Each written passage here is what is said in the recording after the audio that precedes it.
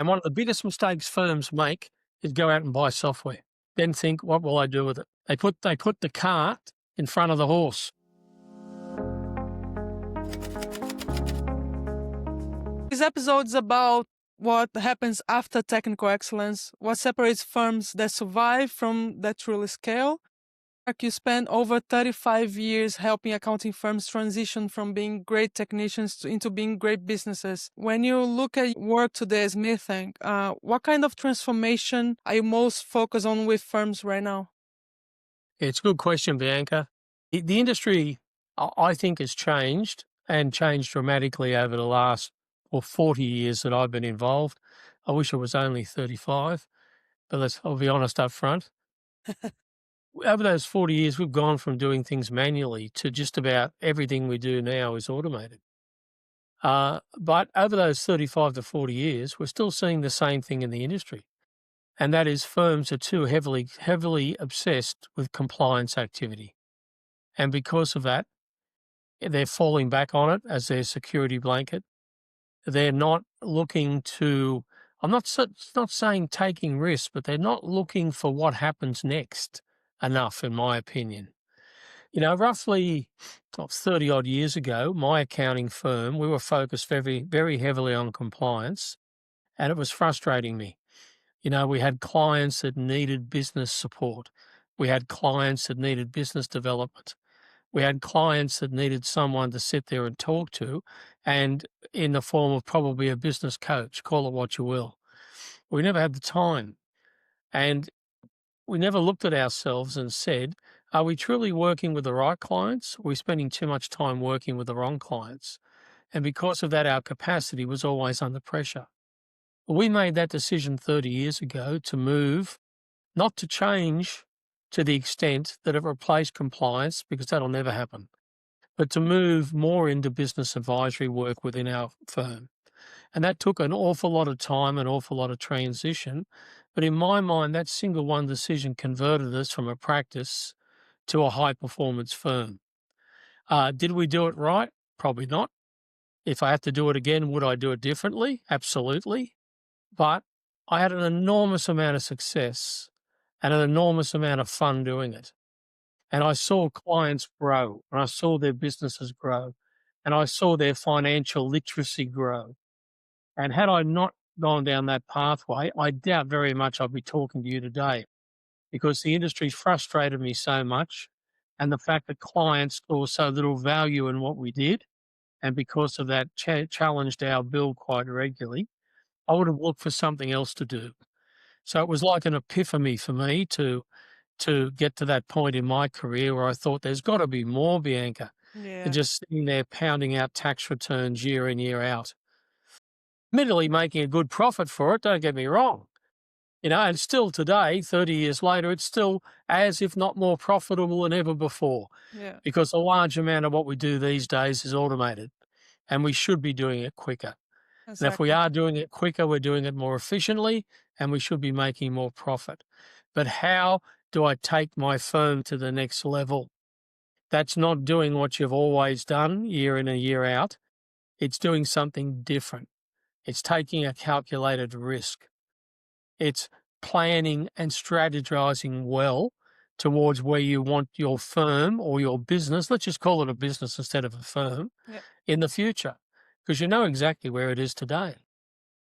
that's perfect. Yeah. So in your experience, like what separate I'll say firm, businesses that plateau from that actually become enterprises and that grow?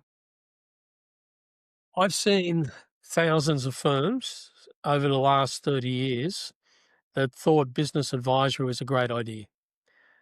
Some started and then failed. Some started, then stopped. Some never started. Why the question should be, and that is because they just kept falling back on doing compliance activity, tax audit work, whatever it was, because that was comfortable. Advisory is uncomfortable. You're not dealing with something that if the client doesn't do it, the government will penalise them for not doing it. Yeah, Advisory work, business development work is not compulsory. It's not regulated. It doesn't come with a penalty if you don't do it. So it's harder to engage. It takes a different mindset. It takes a different strategy. I've seen so many firms look to change their strategy, but then not execute it, yet expect clients to do so. And I think that's what separates a typical accounting firm from a high performance firm or a high performance business. And that is, if you're going to set a strategy, execute it. Hold yourself accountable. Get someone to be your accountability person to ask the sort of questions and follow you up and drive you nuts. Yeah. It sounds so simple, Otherwise, right? Just act. Like it's nothing more plan, than a bit act. of paper that everyone Yeah. thinks is a great idea. Yeah. And if that strategy document includes an area where you're going to offer new services to existing clients, when you're going to use those new services to leverage new, better quality A class or B class clients, then commit to it. Resource it, change the model, do whatever's necessary. It's not negotiable. Exactly. See, when I work with an accounting firm on strategy, I break it down into 5 key areas. And the first area, the most important one, is financial management. Because at the end of the day, we're not doing it for the love. We want to see financial rewards come back. Exactly. But those financial rewards will come back if you can get the other 4 right. The second pillar is people. Right people, right job, right task, right pay rate. And if that isn't following that model, you will not profit to the level that you want to. The third pillar is your procedures, your processes. Are they the most efficient they can possibly be? Do they need revision? And not just in compliance activity, but advisory activity. You need systems and processes there. You need to be able to have a regulated model where the right person at the right pay rate does the right task. And Bianca, I see too many accounting firms having too many people too high on the employment roster at too high a realisable rate of return doing too low level work Yeah. in advisory because they've never trained and developed their team to do it. The fourth one is clients. They might annoy you, but they're necessary. Are you looking after them the best way you possibly can? Do you know what your ideal client is? And are you hunting for it? And are you culling, bad clients on the basis of that criteria? Too few firms have ever sat down and put it on paper. And lastly, and probably equally as importantly, is services. What else can you offer the client to build better, more successful, more profitable, cash-rich businesses that are worth more tomorrow than they're worth today? And if that's how you want to run your business, that's how you want to set up a strategic plan to do so, then there's no excuse for failure. Amazing. Love that the 5 pillars.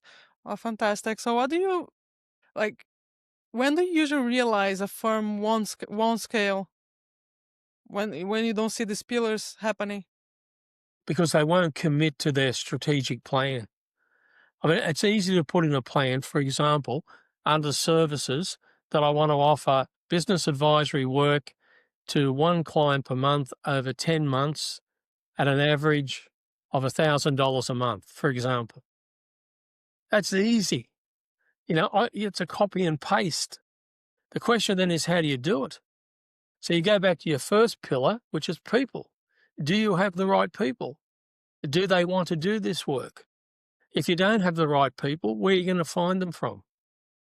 And then how do I set up a business advisory division that concentrates just on that?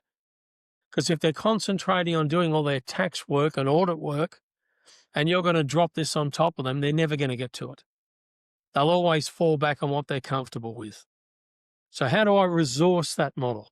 What systems and processes under the processes pillar do I need to put in place to make sure that advisory can be done by the right people in the right firm at the right pay rate? I can't emphasize that enough, because if you don't get that right, you can't scale it. Exactly. And if you can't 100%. scale it, who's going to do it when you're on holiday or you're not there or you're Exactly. sick or whatever? Okay. I know you can scale an accounting firm based on compliance because everybody basically knows what to do and everybody's involved.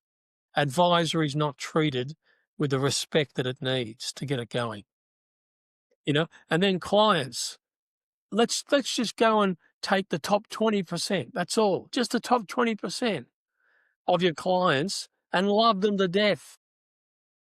Set yourself a goal of doubling their compliance fee in the next 12 months and hold yourself accountable to it.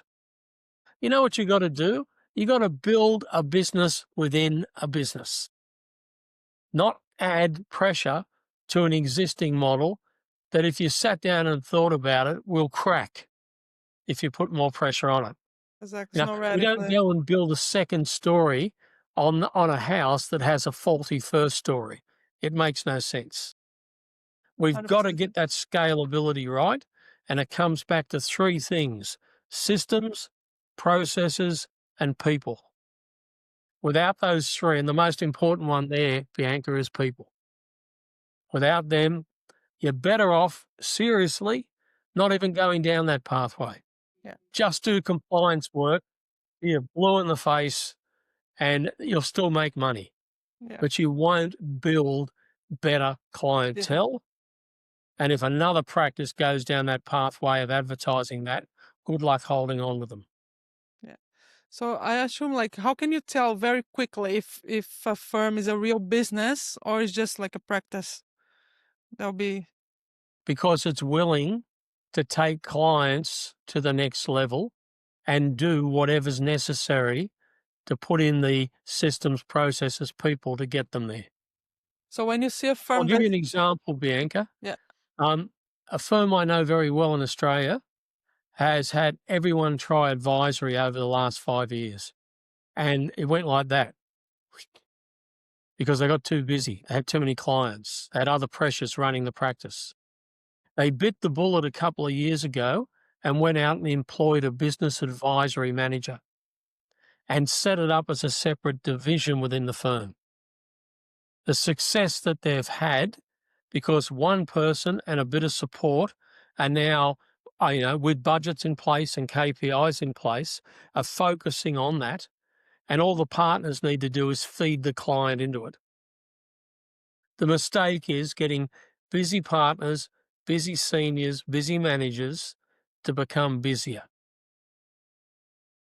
That's where it fails. fantastic. Yeah. So when you see a firm that really is a business, what type of systems that are usually already in place behind the scenes? You've got to look at what I call diversified services as distinct from compliance activity. Compliance activity, there's a million and one systems, processes, lists. One of the things I challenge every firm with processes is, have you sat down and mapped out a job scoping plan from the moment it comes in to the moment it leaves? Exactly. So if somebody comes in as a new employee, they can see exactly how you do business. A lot of firms struggle with that when they go offshore because they haven't documented well enough what they do onshore, The and offshore they will struggle expose getting the offshore issues. staff to do it. Yeah. But with compliance, it's all systemized. Then everyone in the firm has a little role to do, and the partner sits at the top of the tree. If you think of it like a tree, the partner sits at the top. What should the partner be doing? And that's engaging existing clients, developing new opportunities for clients. Too often, they're too heavily on the tools. When it comes to an advisory job coming in, who's going to do it? Well, the partner, because only they can. Yeah. Because we haven't invested enough time, resources, activity in training, the next level, the next level, the next level, the next level. And it's And so that's where it simple, falls right? over. It's just that you map out your workflow and you can see exactly, how it looks like. It's so simple when you think about it, but people don't do it, really. Because they're too busy doing what they always do, and they're too comfortable doing what they always do. Exactly. See, I can say that. I've been in the game for 40 years. If people don't like it, I don't care.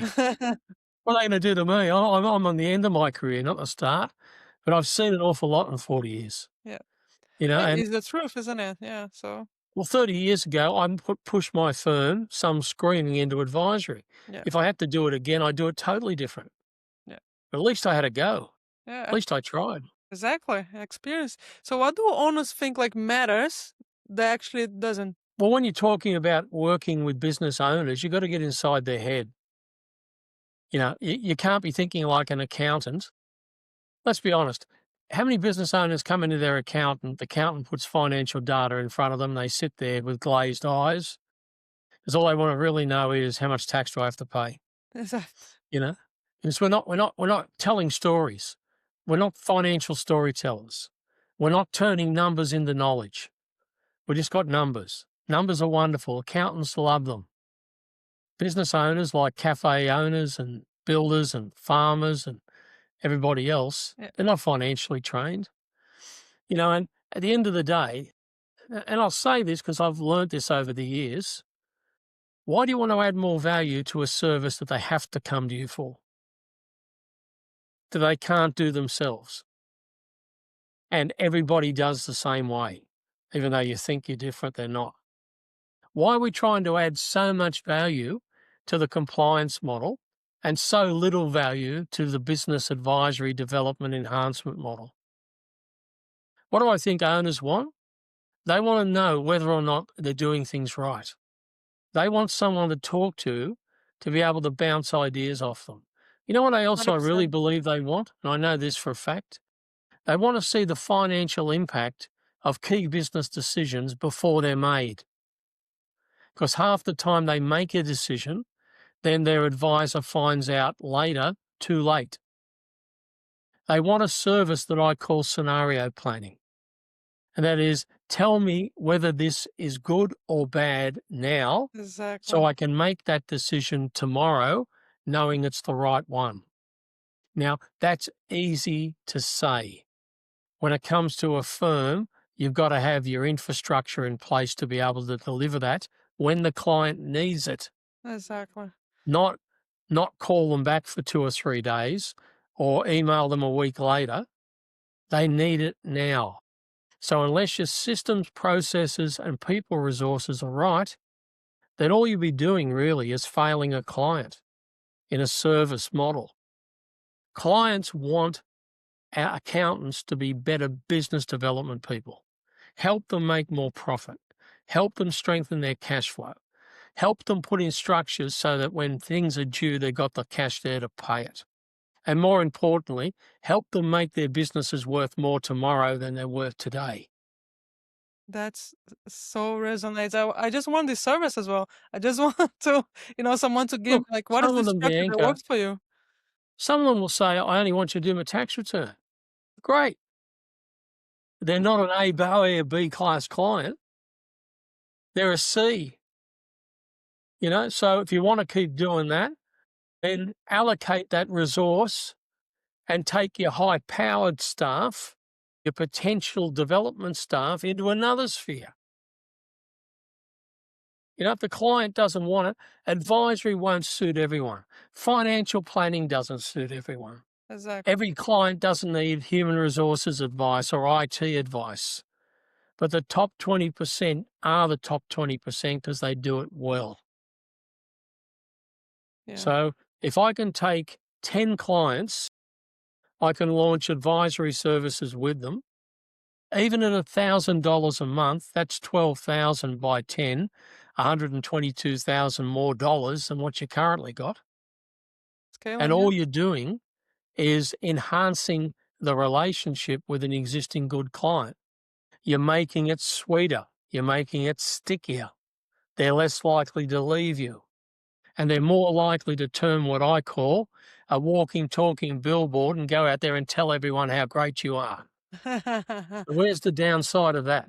Exactly. So why do you think like a few like I wouldn't say most firms struggle with this business advisory? It's like fear or comfort, identity? It's definitely comfort. It's a lack of confidence. It's a fear that the client might ask something that I don't know the answer to. Who cares? If they asked you a complex tax question and you didn't know the answer, then what would you do? I mean, you wouldn't just tell them anything and hope it's right. You take a step back and say, look, that's a really good question. It's a complex issue. Let me invest a couple of hours, which will cost you X amount, and get the right answer for you. Fantastic. What's the difference? Yeah. They ask you something you don't know, that's a piece of gold that you got in your hand to deliver something new. And you know for the next one they ask you this, right? So that's it. Learning Yes. curve. To answer the question even more, I think it's a lack of what I call the two C's, which is commitment at board level to change the model to allow something else other than compliance to work, and a distinct lack of capacity in the individuals in the firm. I love that. I love the perspective. Yeah, fantastic. The other thing it needs desperately is a business advisory implementation plan. It needs a plan from start where you are today to where you want to be in the future. It needs goals, it needs budgets, it needs KPIs. No, I mean, if I said to you today, how many clients you want to work with, and you told me 10, I say, well, if we get 10 in 12 months, what's the next goal? What's the next goal for the next 3 years? What do you want? How much income do you want to earn out of this? How Exactly. much profit do you want to make? You You got to need plan clarity. today to execute tomorrow. Yeah, And one of the biggest mistakes firms make is go out and buy software, then think, what will I do with it? They put the cart in front of the horse. The exactly. cart's got to remain behind the horse. You got to work out what type of services you want to offer the client, what type of clients you want to offer it to, what type of charge rate you're going to go out there with, how much it's going to cost you to deliver. And when you got those ducks in a row, then we look for software to help you become more efficient. Not go out there and buy software, then think, well, what do I do with it? Because you Exactly. know what you'll do with it? Nothing. Then you'll hold on to it for about 6 months because you're not game to get rid of it. And 12 months later, you'll get rid of it. Exactly. What And then you I say go, exactly that. you look at the return on investment, there is none. None, none, completely. Because usually people tend to like install systems and work around the system, but it's the opposite. The system needs to work around your workflow and your people. I think that's the opposite. Totally. Software is an aid to deliver. If you Exactly. don't know what you're delivering, to whom you're going to deliver it, and how much it costs, good luck. Yeah. So many ways to, yeah. So would you say that this is the biggest when the owner usually become the biggest bottleneck in the firm? One, not letting go. Two, expecting their team to do more than what they're currently doing when they don't even know if the team are comfortable with it. Three, failing to look at the model in the future that's going to satisfy their strategy. And four, committing to a strategy and not executing it, Yeah. It's like what's the and hardest? Yeah, blaming everything and everyone but for not that. themselves. Yeah. And what's the hardest responsibility that they for them to let go of? When a good client brings in a job that might not be compliance based, and because they can do it, they do it without thinking, can I take Bianca, train her, let her have a go at it, and I become the reviewer, not the doer? Because I've never invested the time in Bianca to give her a chance. Not knowing well enough whether their staff actually want to be working in this space. Just assuming because they're good at what they do, they'll be good at something else. Exactly. I asked a firm the other day, of your staff, how many of them are financial storytellers? And the partner looked at me like I was talking another language. Said, how many of your staff actually want to tell stories to accountants, want to take them on a journey that starts with once upon a time and ends with happily ever after, but the critical thing's what's in the middle? And he looked at me like I was talking a different language. He doesn't know his team. And I That's said to him, and very blatantly and honestly, moving into this space is the wrong thing for you to do till you work out whether you've got the right staff. exactly. And if you That's haven't, you've got amazing. to find them from somewhere. Yeah. That's very valuable. Yeah. So when you look, well, going back to the systems, right? You say we need to have systems working well for you. When you look at the most accounting firms today, where do you think automation would actually make the biggest difference? Okay, good question. It's made a huge difference already. When we look back at the old days of how we had to handwrite tax returns then we moved to word processors, then we moved to computer systems and electronic lodgements and digital submissions. That's just phenomenal. You know, I think anything that's done manually in an accounting firm can be automated and will be. The real challenge for us in the future is AI. Um, we're talking a lot about it. I hear it day in, day out. I receive social media posts, people wanting to sell me a 30-day AI course, and I'll be the most dangerous person in the world. Well, I don't want to be the most dangerous person in the world. I'm quite happy doing what I do. So they're Exactly. pushing the wrong way to me. Yeah. The challenge Yeah. with AI and other services, undoubtedly in the future, we're going to have more data than we've ever had before.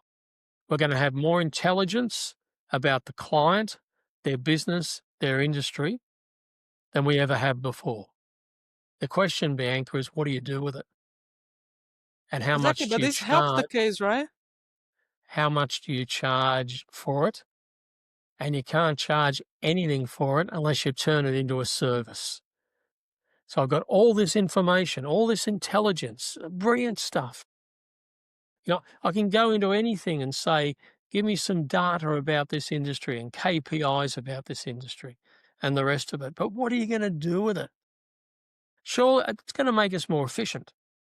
Robotics are going to come in and I think they'll have a major impact on the compliance activity because any cognitive structure, can be automated.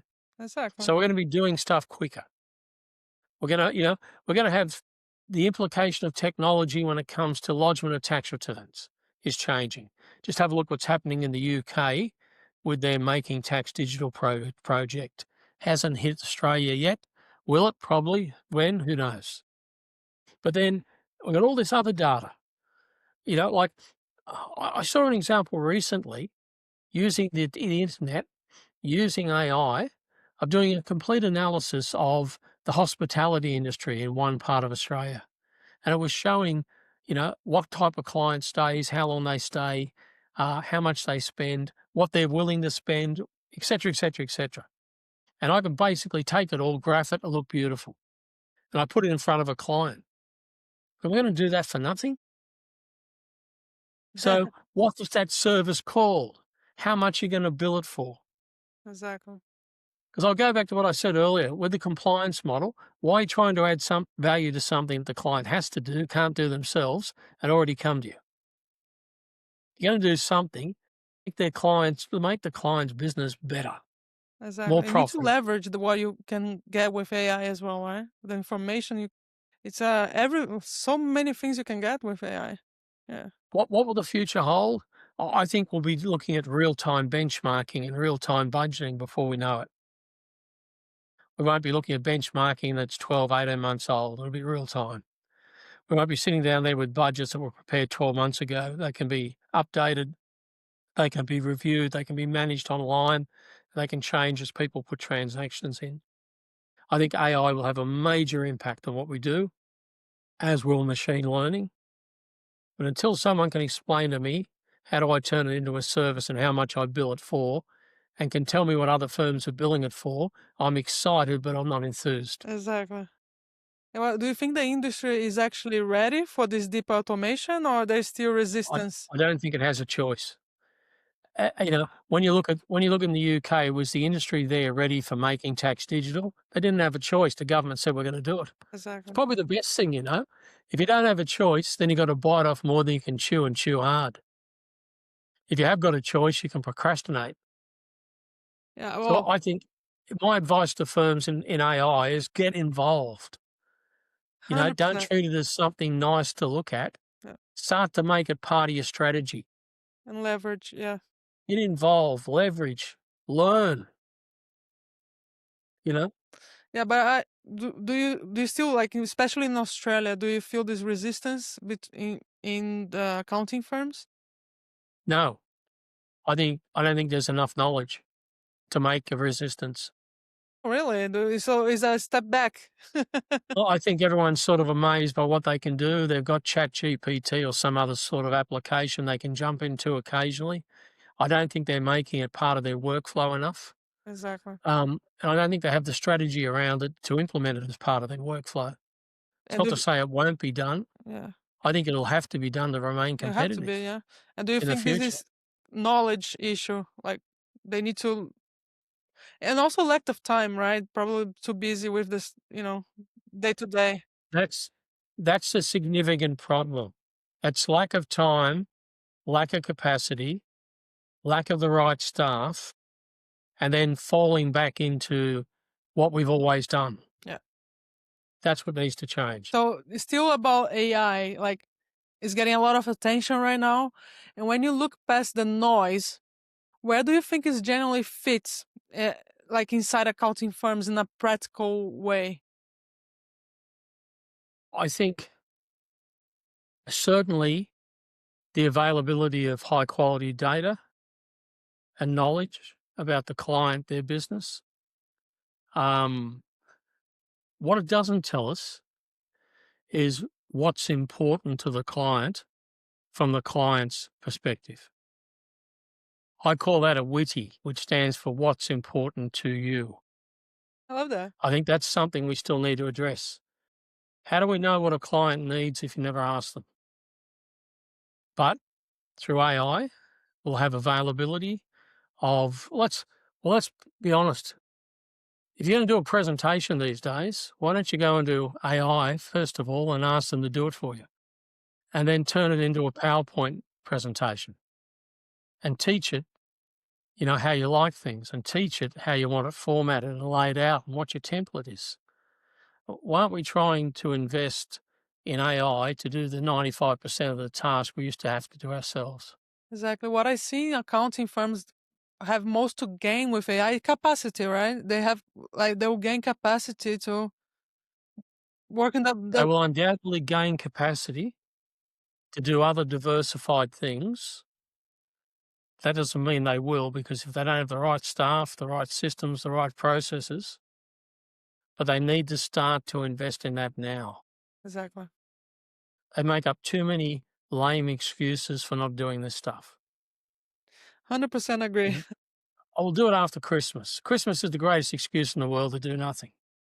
I Then know. when they get back, oh, I'm a bit busy, Yeah. because I haven't been here for the last few weeks, so I'm a bit busy. Yeah. Particularly in Australia, it's a pain because we stop in late December and don't come back to mid-January. Then they don't want to see you to do anything to February. Then there's the next deadline, the next deadline. Exactly. Their strategy's wrong. The other thing I see with firms when it comes to strategy is they do a strategic planning day, but they don't hold themselves accountable every year. Yet I sit on not-for-profit boards in Australia and have for 30 years, and we do a strat planning update or a strat planning day every year. Accounting firms do it, create a plan, put it in a drawer and forget about it. There's no accountability.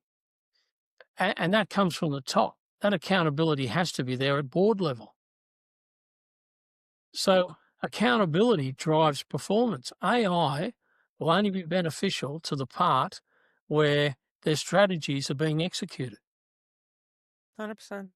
I think you'll see an impact on AI when it comes to compliance activity without doubt. I think you'll see more robotic bookkeeping and robotic inferences coming into play. I've got no doubt about that. I think you're going to see 1,000,001 apps launched and loaded out there that can do just about anything you want. The question is, when do you get off the merry-go-round and how many do you buy and how many can you use? Um, I've seen more developments in business advisory software than I've ever seen in my life. I think the market at the moment doesn't know which one to use. So there's a bit of, an issue there around what do I buy? What do I use it Exactly. for? It's a lot of noise and you get An overwhelmed awful with lot so of many noise. information that you have. Yeah. But it's fraught with danger, not utilising it, grabbing it, not just sitting back and saying, I'll wait to see what happens. I Exactly. think we've got to be on top of it. And if you're going to be on top of anything, it comes back to, is it part of your strategy? Strategy needs to drive performance, not the other way around. 100%. And that's where I see firms not doing it well enough and not getting their clients to do it well enough. That's important. So there is anything like in this that you will be cautious about? I've things New technology's never scared me. It never has. I think it scares some people. Um, Lack of knowledge, does it scare me? Probably not. Just haven't got the time to get as much as I need. But if something new's there and somebody tells me about it, I'm the first one to have a look at it and give it a trial and give it a go. I have companies coming to me with new ideas and advisory saying, can I have a look at it? The next question is, how do I get accountants to buy it? Accountants will buy anything, by the way. They will buy anything that's shiny. Then they will think, what do I do with it? Yeah. Wrong story. Yeah, for sure. So, no, I don't think there's any great fear out there at the moment. In fact, I think there's more interest in business advisory with accounting firms than I've ever seen. But the problem and the failure to implement hasn't changed. It's like 30 years ago, we had no software, but clients were still asking for help, so we did what we did. And the software of choice was Excel. The software of choice today is still Excel. So how far have we grown in 30 years? Yeah. Oh, I do love Excel, but we need to, Accountants love Excel, Bianca. yeah. We do spreadsheets when there's no need for a spreadsheet. That's how we're built. That's in our DNA. Yeah. Well, the good thing, so some automation still use Excel, so that's good. We can still use Excel for some things. I tell you, every practice, let's say a client comes in today and needs a cash flow done. 90% of the time they'll do it in Excel, even if they've got cash flow software, because it's easier and quicker. The challenge is next time when you got to update it, you got to do Exactly. it again. Yeah. So So there is efficiency there, for sure. but it's a really good question. What do I think the industry is scared of? I think it's scared of change to a certain It extent. is. I think it's too comfortable, definitely. But I've been saying that for years.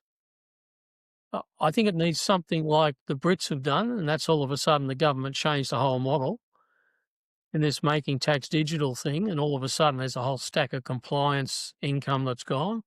Sort of makes you stand up, doesn't it? And you look at right around the world, who created the compliance model? The government. Exactly. Got the ability to change it? The government. What has the accountants got to say about it? Nothing. Yet we're so reliant Yeah, on that source of income. Yet we say to clients, don't put all your eggs in one basket. Look to diversify. exactly. Maybe we need to take some of that advice ourselves. 100%, yeah. So if a firm owner change only one thing this year, what would you give them the highest return? What do you think that is? Sit down today, review your strategic plan if you have one. Look at it as what have you achieved over the last 12 months? Mark yourself out of 10 on what you said you do compared to what you did do. Look at the next 3 years if you want, but make sure you've got strategic actions in place for the next 12 months. I think Because if you the don't important is deliver the the next action, 12 right? months, the next 3 years ain't going to happen. Plan today, execute tomorrow.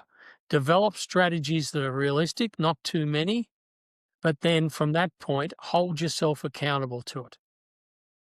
Strategy updates need to be part of every board meeting in every accounting firm. So what do you think stops them from doing it? Time, resources, nobody's there jumping up and down asking them the sort of tough questions they need. And then when they put someone in, they don't like what the person keeps doing, so they get rid of them. Lack of commitment. They're not committed enough. They all say they are. They all say, we'll do it. But They they don't. start well, then So disruptive question here. So do you think some firm owners don't actually want to build a real business, even if they say they do? yes, particularly those ones getting towards retirement that are just looking on getting a return back on the investment they've put in. Takes a while to develop a high performance business like that. Doesn't happen. It's not like turning on a light switch. It doesn't happen overnight. Takes a while. Someone that might be looking at the next 2 or 3 years before they get out, they're just looking at, how do I get my money back? How do I transition into retirement? Yeah. I understand that perfectly. I've seen numerous examples of it. So when They, it's and the plan to change the model is too late because they're going to get out. The challenge should be the next layer of owners who are looking at the next 10 years, the next 15 to 20 years. yeah. What sort of business do they want to build? Could they build a business that actually diversifies and is worth more in the future than it's worth today? Yeah, so when firms resist these systems and this, are not the strategic part of it, what are they actually afraid of losing? What would you say it is? I don't think they're afraid of losing. I just think they're so used to doing what they've always done, Yeah. So what which do is they that choose instead? Comfort, just what they know. because it's profitable, because everybody's saying that compliance is dead and it isn't. It isn't, definitely not.